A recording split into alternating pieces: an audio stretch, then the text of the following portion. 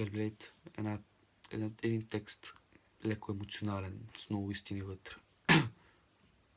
Всички сте в пубертета, такъв е приоритета. Пушите цигари с вашите другари, по изоставените гари и по цял ден се правите матахари, продавате наркотици, стотици, а нашиваните политици ми все тая. Нека подчертая, добре дошли в България, познати страната, която кризата я клати и живеем с мижави заплати. Такъв е живота в България, не е като в Германия, това е България, другари, живеем в мърсотия, простотия, нечистотия.